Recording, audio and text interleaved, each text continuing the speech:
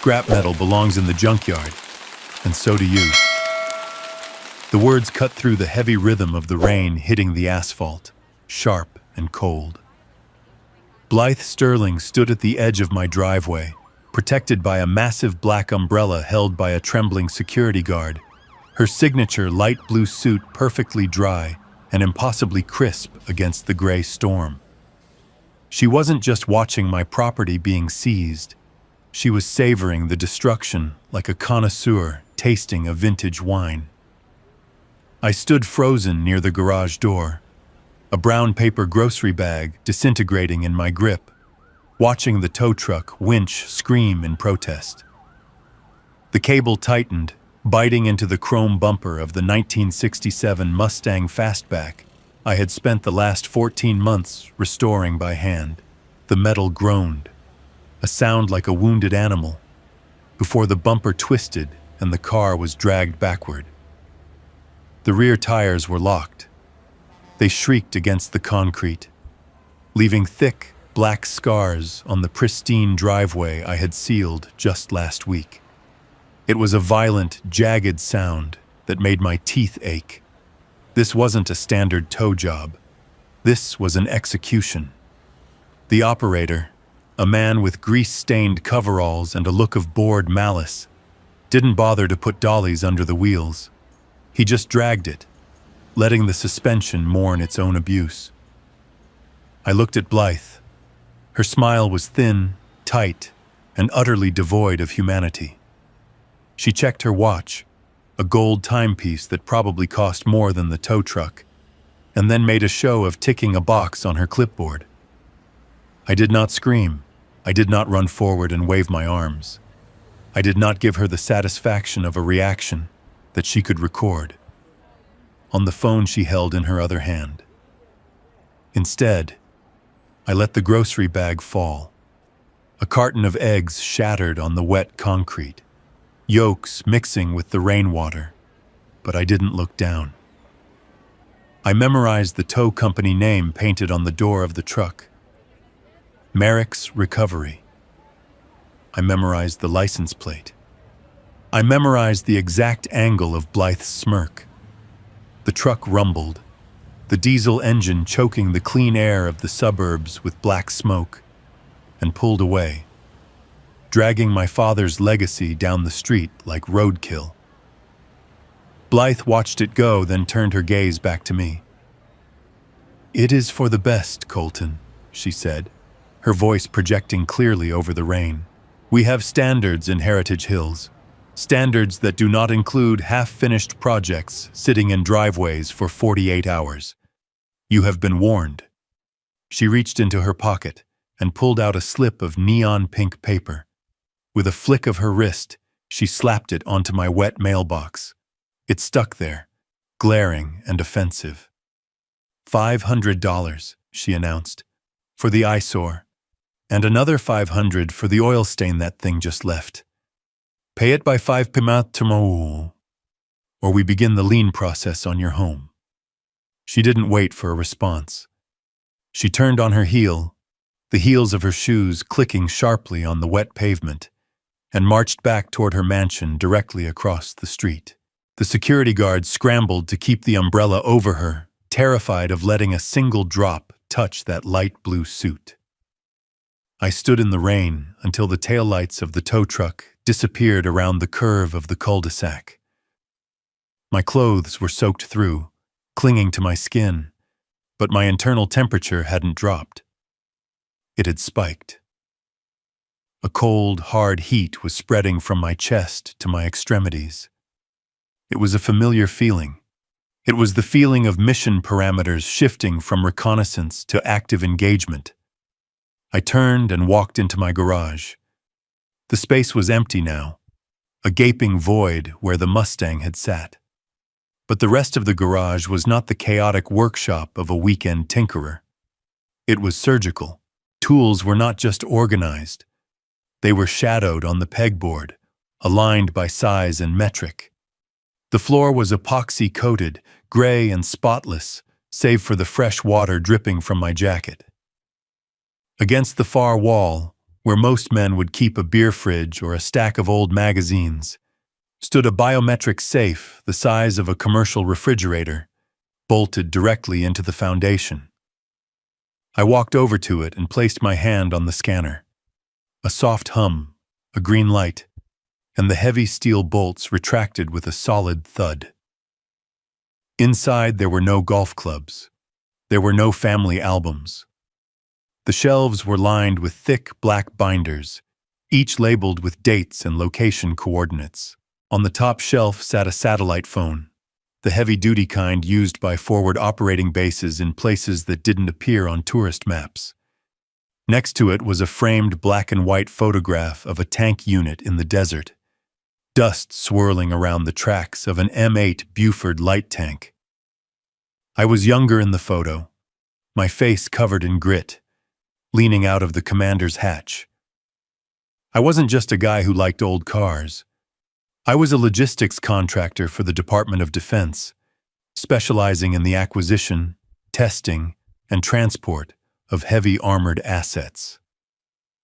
My job was to move things that weighed 50 tons across borders that didn't want them to cross. I dealt with warlords, corrupt customs officials, and terrain that could swallow a convoy whole, and Blythe Sterling thought she could break me with a tow truck. I reached past the sat phone and pulled out a binder labeled Assets Domestic. I flipped it open to the section regarding Heritage Hills. I had done my due diligence before buying this place. I knew the rules. I knew the bylaws. I knew them better than the people who wrote them. I scanned the page regarding vehicle storage. Section 4, Paragraph C. No commercial vehicles, recreational vehicles, or non-operational vehicles shall be stored in view of the street for a period exceeding 72 hours. The Mustang had been out of the garage for exactly 4 hours while I reorganized the shelving units. 4 hours. Blythe had been watching. She had been waiting. I closed the binder. The sound echoed in the quiet garage like a gunshot. This wasn't about the car. It never was. 3 months ago, this house was up for auction. It wasn't a standard sale. The previous owner had been a mid-level financier for a cartel, and the property had been seized by the feds. It was a beautiful property, a sprawling mid-century modern on 2 acres, backing up to a private wooded reserve. Blythe Sterling, the self-appointed queen of the Homeowners Association, and a woman whose husband owned half the commercial real estate in the county, had wanted it. She didn't want it for herself. She wanted it for her son, a fail son named Preston, who had never held a job he didn't get fired from within a month. I remembered the auction. It was held in a cold government building downtown. Blythe had been there in a pastel yellow suit that day, sitting in the front row, whispering to the auctioneer like they were old friends. She had expected to pick it up for pennies on the dollar, a little gift for Preston to wreck. When I raised my paddle, countering her low-ball bid, she turned to look at me. It wasn't a look of curiosity. It was a look of pure offense. Who was this man in the faded denim jacket and work boots daring to speak in her presence? She bid again. I countered. She bid higher, her voice getting shrill. I countered again, calm, bored even. I had a budget approved by my firm for a secure domestic office location, and this house fit the security parameters perfectly. The price was irrelevant up to a certain point, a point Blythe couldn't reach because her husband had cut off her credit line. When the gavel banged down, sold to the man in the denim jacket, Blythe had marched over to me. She didn't introduce herself. She just hissed, "You will regret this. You don't belong here." I hadn't thought much of it at the time. I had dealt with insurgents who made better threats. But now, looking at the empty spot in my garage, I realized I had underestimated the sheer petty persistence of a suburban tyrant with too much time and a bruised ego. She wanted a war. She was going to get a masterclass in asymmetrical warfare. I stripped off my wet clothes and changed into a dry set of coveralls. I grabbed the laser distance measurer from my tool bench, a Leica Disto capable of measuring within a millimeter from 300 feet, and headed back out into the rain. The tow truck had left distinct marks. The drag lines started well inside my property line. I walked to the edge of the street where the curb met my driveway. I placed the laser target on the garage door frame and shot the beam back to the street. 22 feet. The bylaws stated the HOA had jurisdiction over the street and the first 3 feet of easement. The car had been parked 10 feet from the garage. Blythe had authorized a trespass to seize private property. That was theft. Grand Theft Auto, given the value of a matching numbers 1967 Mustang. I took photos. I photographed the drag marks. I photographed the pink slip on the mailbox. I photographed the view from her window to my driveway to prove line of sight. Then I got in my daily driver, a nondescript heavy-duty pickup truck, and drove to Merrick's Recovery. The tow yard was a muddy lot behind a chain-link fence topped with razor wire, located in the industrial armpit of the county. The office was a trailer that smelled of stale cigarettes and pine air freshener. A man sat behind the counter, watching a game show on a small television. It was the driver from earlier. "I'm here for the Mustang," I said, placing my ID and registration on the counter. He didn't look away from the TV. "Cash only. $500 for the tow, $100 for storage, plus an administrative fee." "The car was towed illegally from private property," I said, my voice level. "You dragged it while it was in park. You destroyed the transmission and the rear differential. I am not paying you. You are going to release the vehicle, and then we are going to discuss the damages." He finally looked at me, sneering. "Look, buddy, I got a work order here signed by the HOA president. In that neighborhood, she is the law. You got a problem, take it up with Queen Blythe. I just moved the metal. Now are you paying or what?" "I am not paying." "Then get out. Daily storage is $75. It adds up fast." I leaned in. I didn't shout. I projected the kind of quiet authority that makes junior officers check their boots. "Merrick, is it? You have a contract with the county for police impounds, correct? That contract requires you to adhere to state towing statutes. State Statute 392, Section B, prohibits towing from private residential driveways without a signature from the property owner or a law enforcement officer. Blythe Sterling is neither. You just stole a car. I am giving you one chance to mitigate the felony charge coming your way." Merrick blinked. He chewed his lip. Then he laughed. A wet, hacking sound. "You think you're a lawyer? Get lost. The car stays until I see cash." I nodded once. "Understood." I walked out. I didn't call the police. Not yet. The police in this town played golf with Blythe's husband. I needed more leverage. I needed to cut off her supply lines. I drove back home. The rain had stopped, but the sky was still bruising purple. As I pulled into my driveway, I saw a crew of landscapers on my lawn. They were digging. They were digging up the prize-winning hybrid tea roses that had come with the house, ancient bushes that had been growing there for 30 years. I slammed the truck into park and stormed over. "What are you doing?" The foreman, a guy who looked terrified, held up a work order. "HOA request. Says these are invasive species and non-compliant with the new aesthetic code. We gotta remove them." I looked across the street. Blythe was standing in her window, holding a glass of white wine, watching. She raised the glass in a mock toast.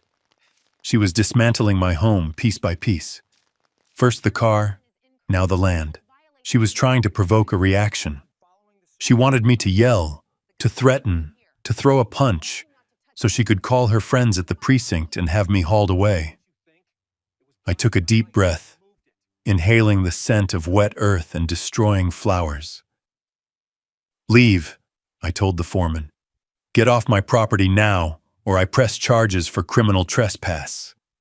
He looked at the half-dug rosebush, then at me, then at Blythe's house.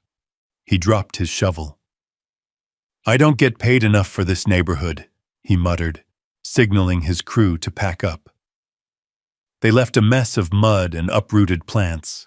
I stood there, looking at the destruction. Blythe wanted a war of attrition. She thought she had the resources. She thought she had the money. But she didn't know who she was dealing with. She didn't know that my job involved forensic accounting of logistics chains. I traced money for a living. I found where the fuel disappeared, where the ammunition went missing, who was skimming off the top of defense contracts. I went inside and fired up my secure server.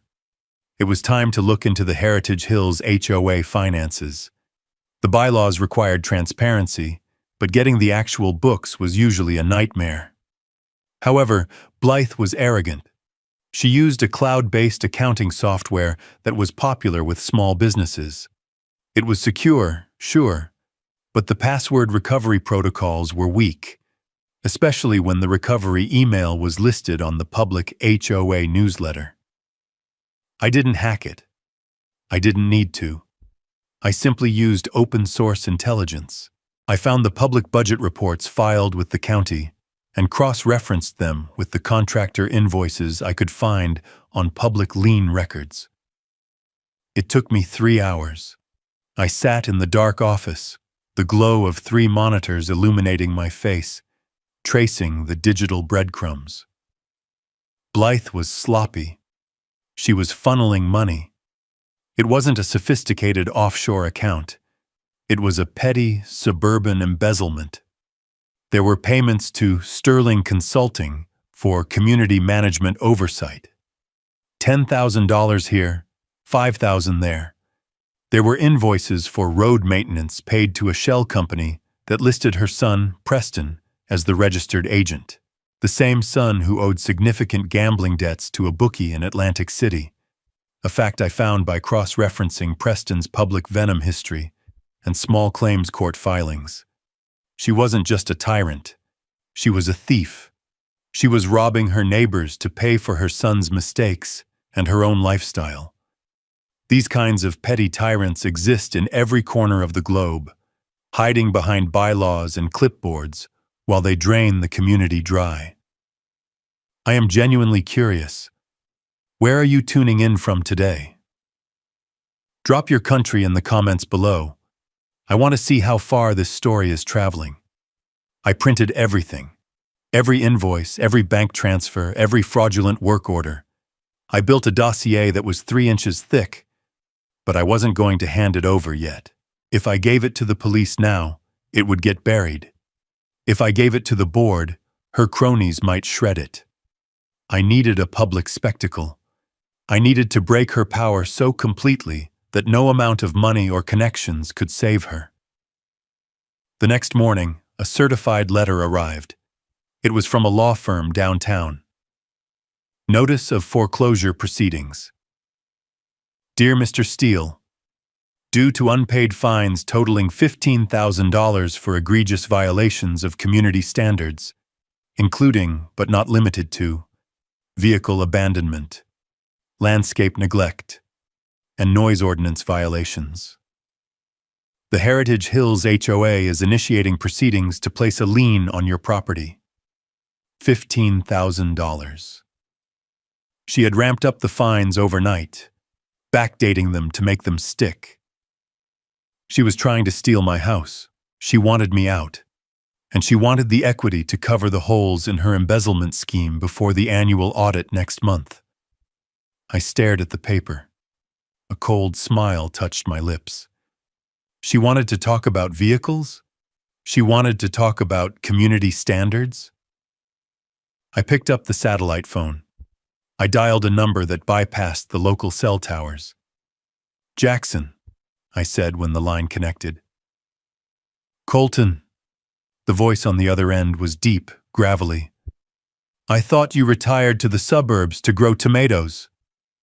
"The tomatoes are dead, Jackson. The HOA dug them up." "That sounds unfortunate." "I need to activate Project Ironclad.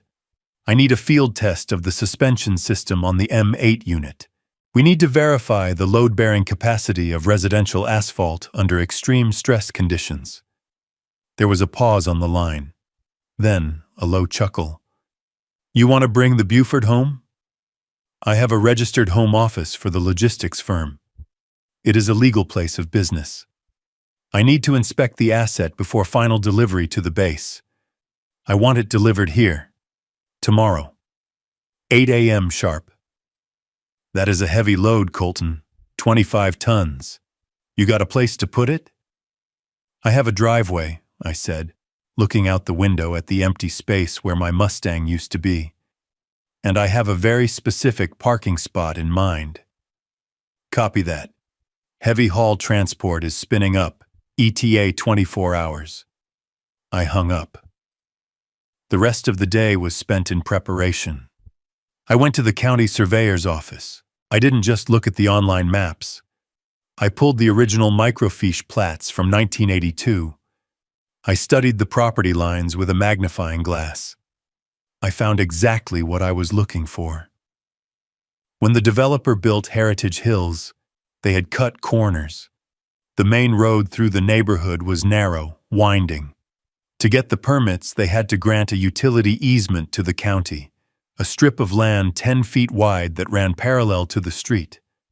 But here was the kicker. The easement cut right across the bottom of Blythe Sterling's driveway. It wasn't her land. It wasn't the HOA's land. It was county land, designated for utility maintenance and emergency access. And because it was county land, the HOA bylaws regarding parking did not apply there. It was a loophole the size of a tank. Friday night was quiet, the calm before the artillery barrage. I sat on my porch, drinking black coffee, watching the lights in Blythe's house.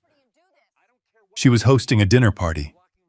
I could hear the clinking of glasses, the fake laughter. She was celebrating. She thought she had won. She thought the foreclosure notice was the final nail in my coffin. She had no idea that the hammer was already falling.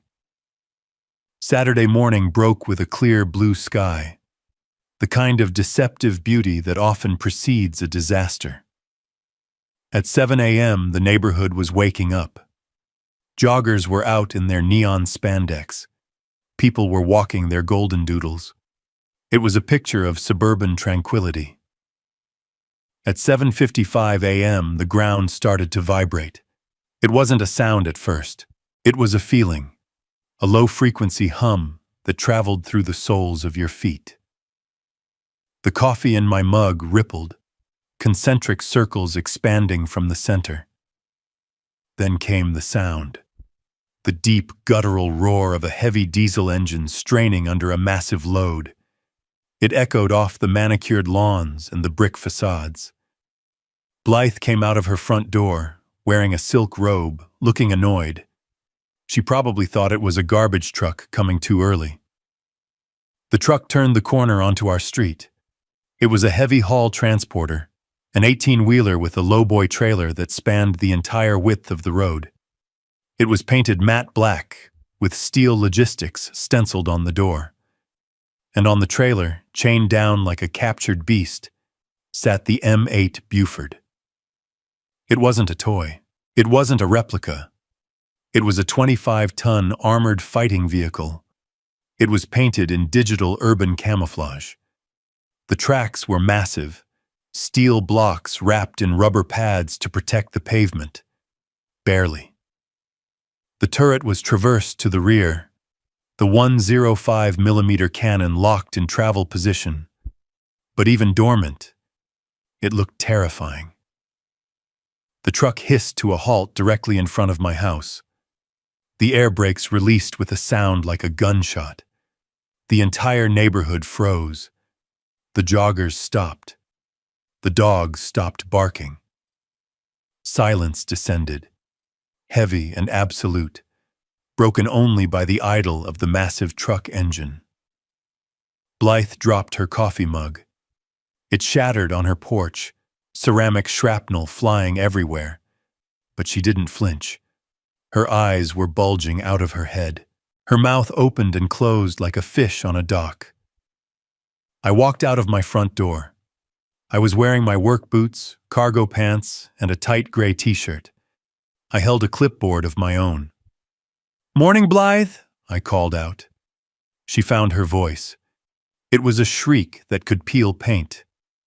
"What? What is that? What is that monstrosity?" "It's work," I said calmly. "Just bringing some inventory home for inspection. You know how it is, small business owner." Jackson hopped out of the truck cab. He was 6'4", built like a vending machine, wearing a high-vis vest. "Where do you want it, boss?" "Right there," I pointed to the strip of land at the bottom of Blythe's driveway. "The easement. Park it right on the line."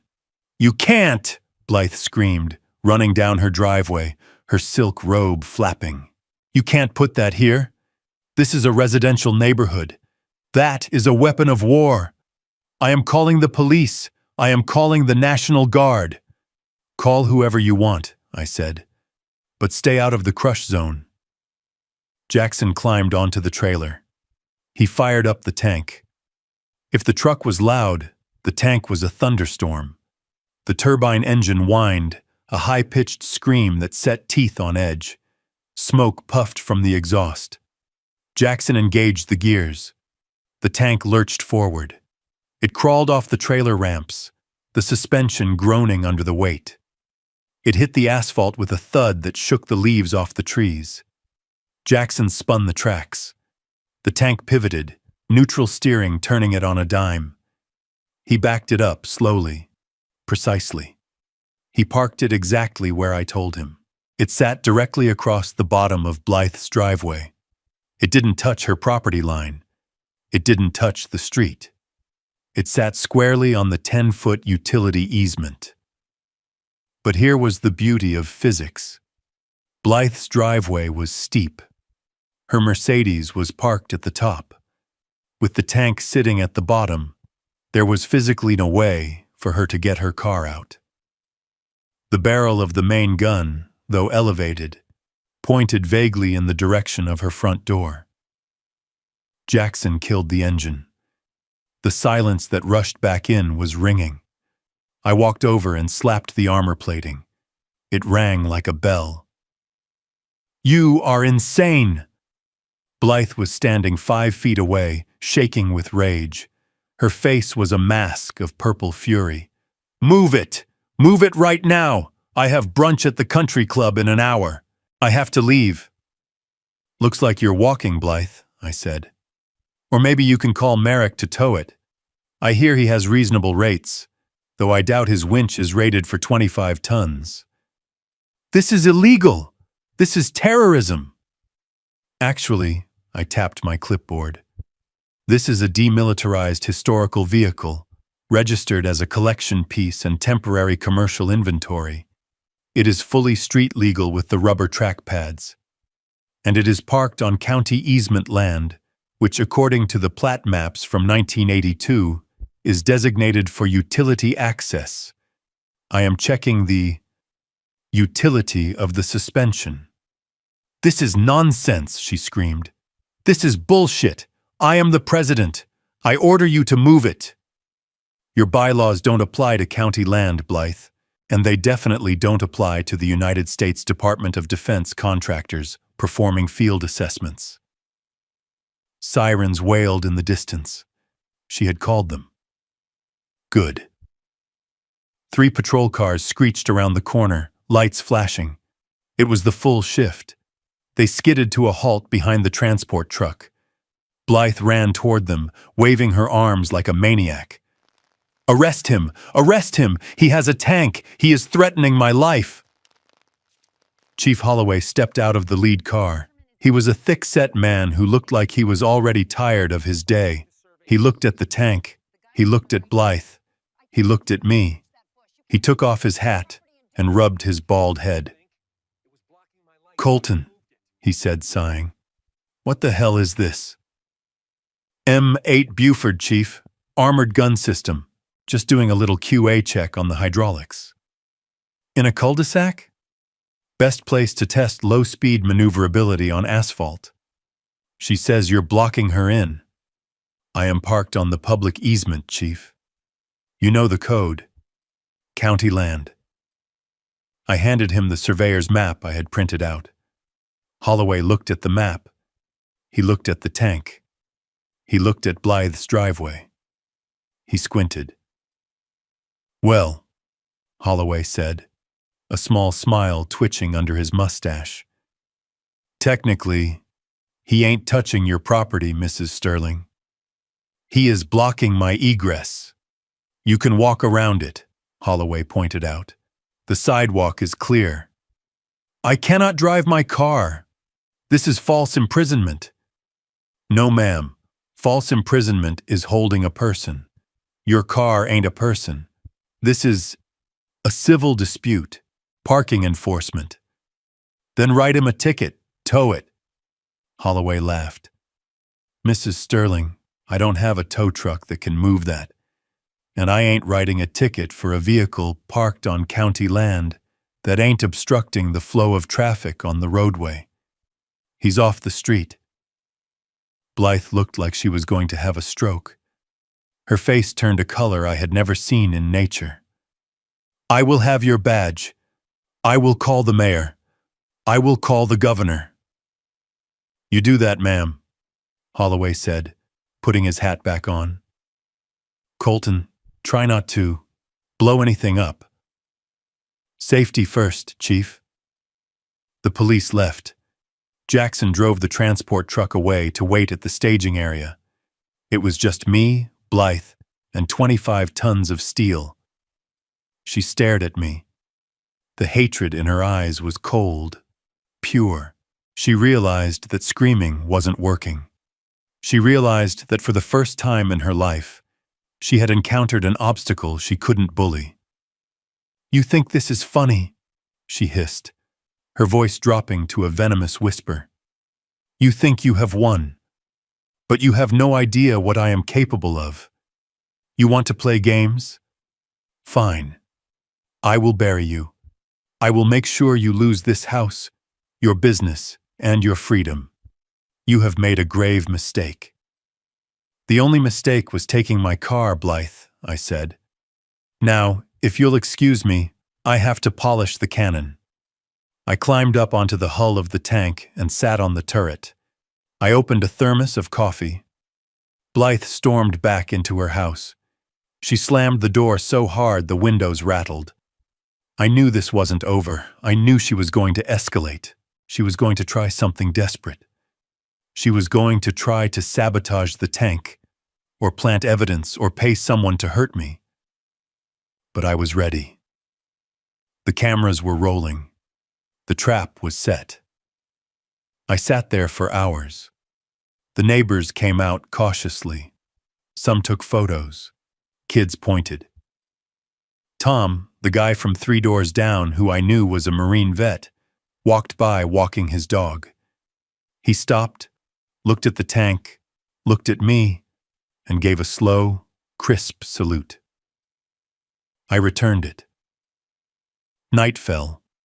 The streetlights came on, reflecting off the angular armor of the Buford. It looked like a sentinel guarding the gates of hell. Around 2 a.m., my phone vibrated.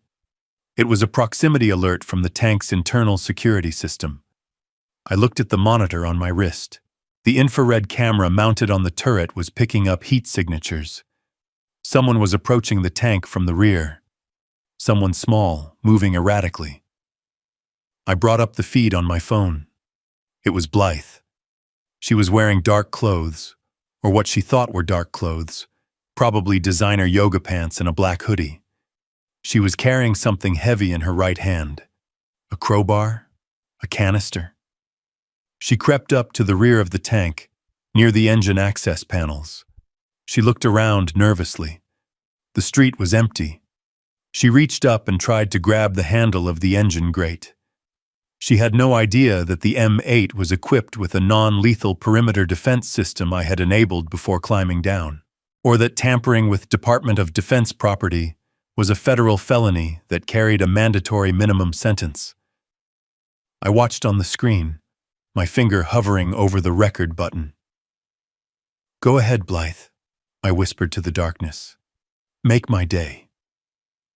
She pulled herself up onto the rear deck. She raised the crowbar. This was it, the point of no return. I stood up from my chair in the dark living room and walked toward the front door. It was time to end this. The floodlights mounted on the Buford's turret didn't just turn on, they detonated. 4,000 lumens of blinding white tactical light cut through the darkness, turning the quiet suburban street into a high-contrast interrogation room. Blythe screamed, dropping the crowbar. It hit the engine deck with a sickening, metallic clang, the sound of a felony being committed on a federal recording. I stepped out onto my porch, phone raised, capturing every frame. "Smile, Blythe," I said, my voice cutting through the ringing silence. "You are on a federal candid camera." She shielded her eyes, stumbling back against the turret ring. The crowbar had gouged the sensor housing for the reactive armor plates. That wasn't just vandalism. That was sabotage of defense inventory. She squinted down at me, her face a mask of terror and unadulterated rage. "Turn it off!" she shrieked, her voice cracking. "You blinded me! You assaulted me!" "I activated a perimeter security system on my commercial inventory," I replied, walking down the driveway, staying well outside the swing radius of a desperate woman. "You are trespassing on a Department of Defense asset, and you just struck it with a weapon. Do you know what the replacement cost is for a thermal optics sensor housing? It is more than your house is worth." "It's a toy," she yelled, scrambling down the side of the tank, sliding on the dew-slicked armor. She hit the pavement hard, but scrambled up, grabbing the crowbar. "It's a prop. I'm going to tear it apart piece by piece until you leave my neighborhood." She raised the crowbar again, winding up to hit the rubber track pads. "Blythe, don't," I said, not out of concern for her, but because I knew what was coming around the corner.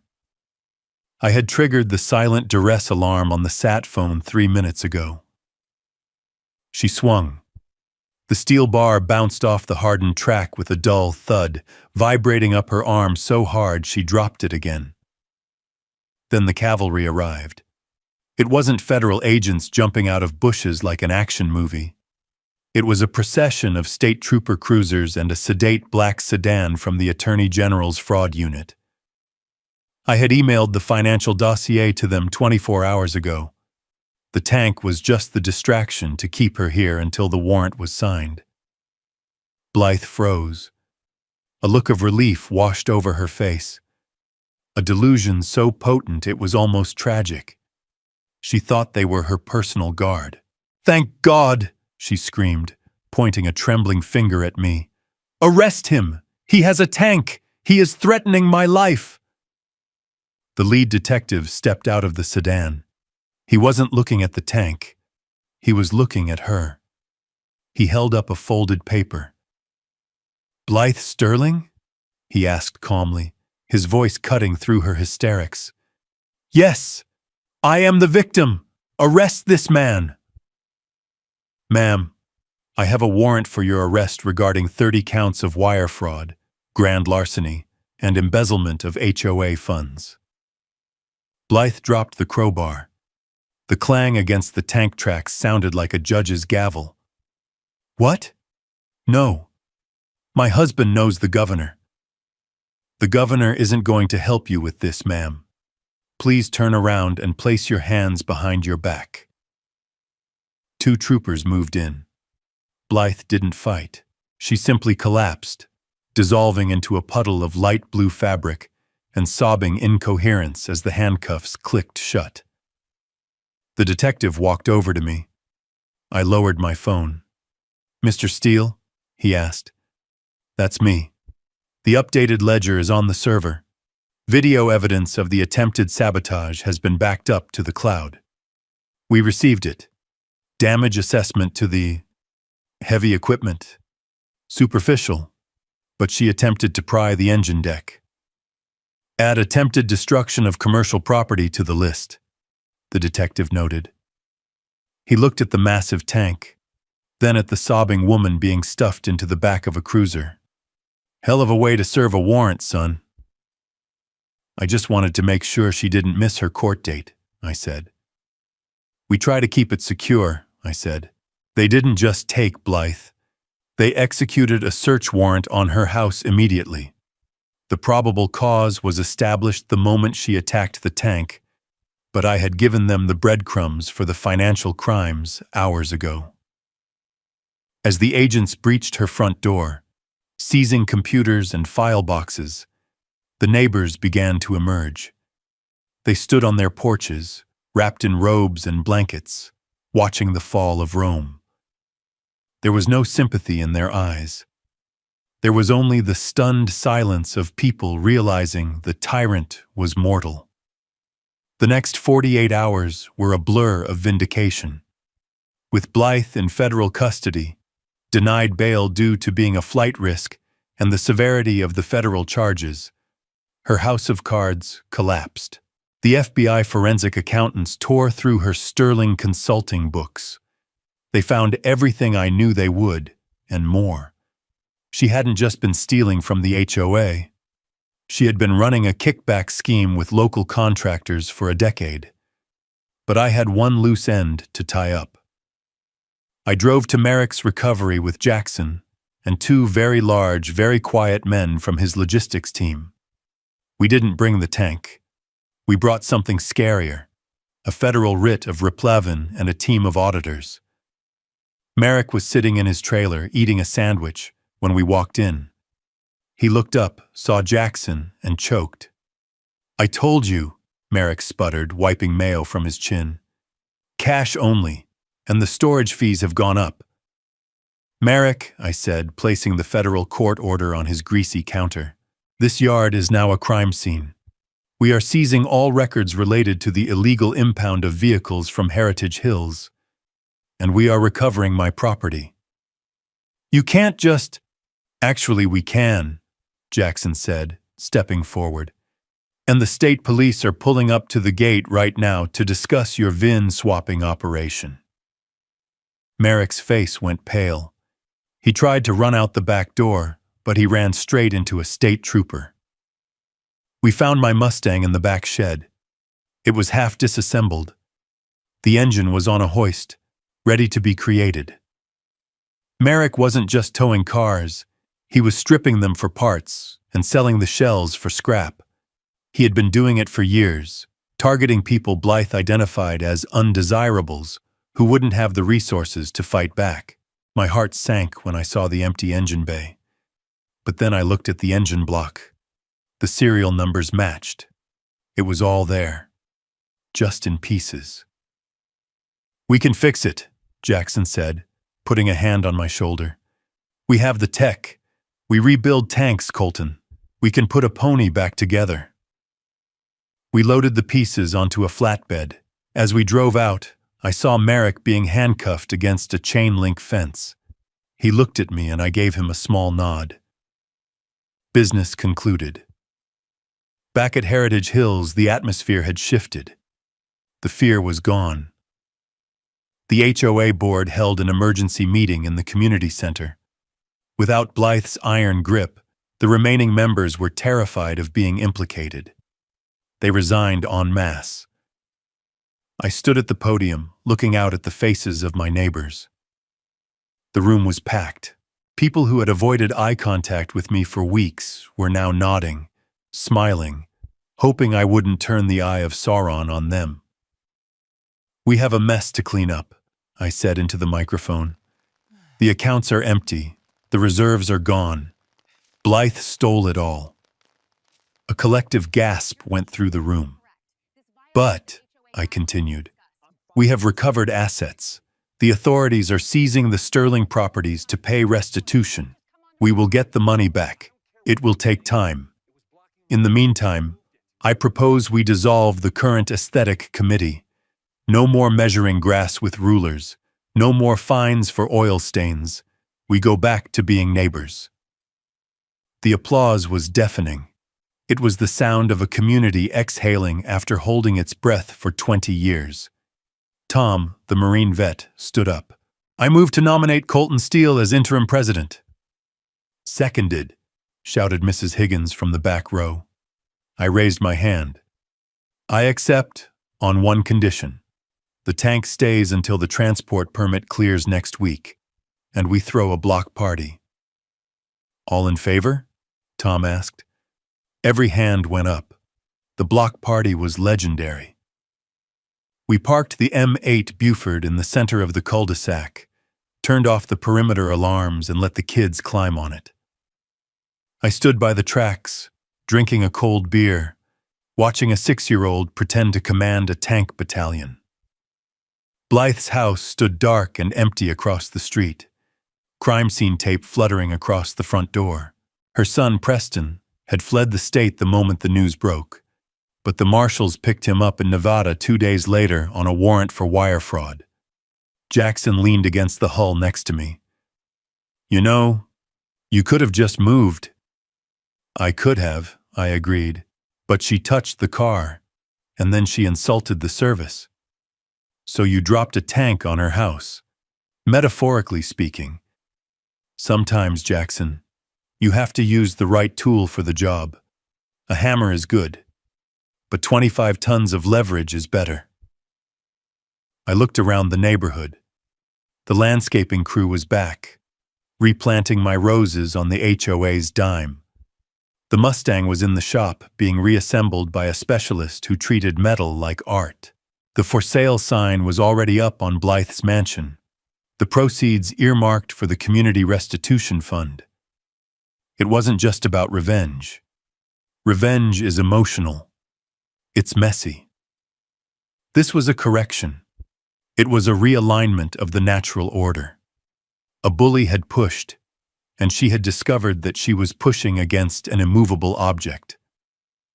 The sun began to set, casting long shadows across the pavement.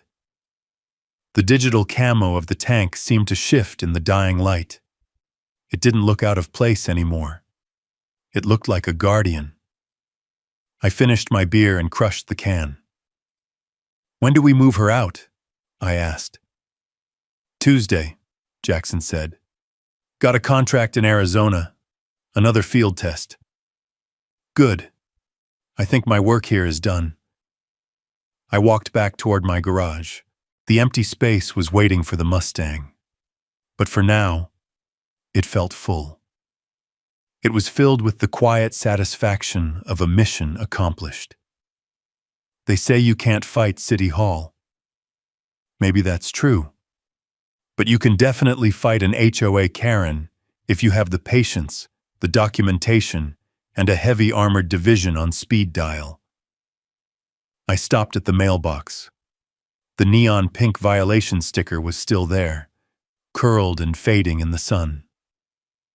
I peeled it off slowly, crumbling it into a ball. I tossed it into the trash can as I walked by.